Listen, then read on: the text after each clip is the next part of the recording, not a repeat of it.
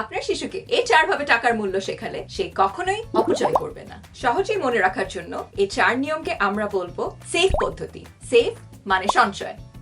চলুন দেখি সেফ পদ্ধতি, যা ফলো করলে আপনার শিশু সব সময় টাকার মূল্য বুঝবে।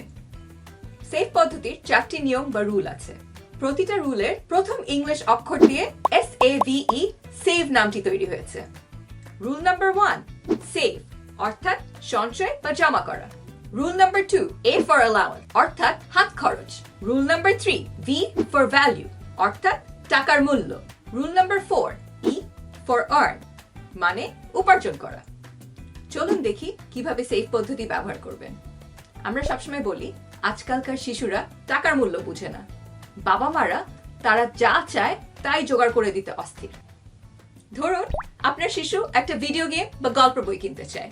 তাকে বলুন সে অবশ্যই তা করতে পারবে যদি তার একটা ভাগ সে তার জমানো টাকা থেকে দেয়। ঈদে কিংবা পালা পার্বণে টাকা পেলে আপনার শিশুকে বুদ্ধি দিন সেটা জমানোর জন্য। বা সে যদি হাত খরচের টাকা পায় টিফিনের জন্য, তাকে এনকারেজ করুন সেখান থেকে জমাতে। আপনার শিশুকে কিনে দিন একটা ব্যাংক টাকা জমাবার জন্য। যেমন এই ব্যাংকটা, আমার 11 বছরের ছেলে সে এটা ব্যবহার করে। আর একটা খাতায় আমার ছেলে হিসাবও রাখে তার জমা খরচের। ব্যাংক থাকার একটা সুবিধা হলো আপনিও মাঝে মাঝে এখান থেকে দরকার হলে ধার নিতে পারেন। মাস শেষে এই কাজ আমি প্রায় করে থাকি। রুল নাম্বার 2 হাত খরচ।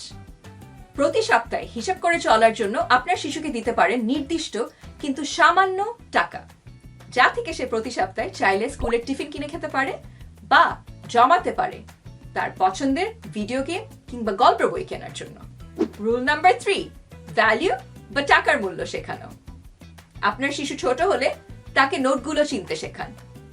আপনার শিশু কিছু কিনতে চাইলে তাকে জিজ্ঞেস করুন তা কি অনেক দরকারি? কারণ আমরা অনেক কিছুই চাই কিন্তু সবকিছু আমাদের দরকার হয় না। টাকা নিয়ে সে কি করবে? একটা ভিডিও গেম কিনবে না 5টা গল্পের বই কিনবে? খরচ করবার আগে তা আলোচনা করুন তার সাথে।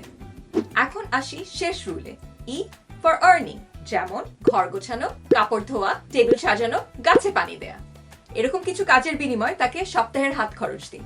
তাকে সুযোগ দিন নিজ থেকে উপার্জনের কিছু পথ বের করুন। যেমন আমার ছেলে হাত খরচ পায় আমাকে টেক সাপোর্ট দিয়ে। এভাবেই সেফ পদ্ধতিতে আপনার সন্তানকে শেখান টাকার মূল্য। ব্যাস হয়ে গেল সেফ পদ্ধতিতে টাকার মূল্য শেখা।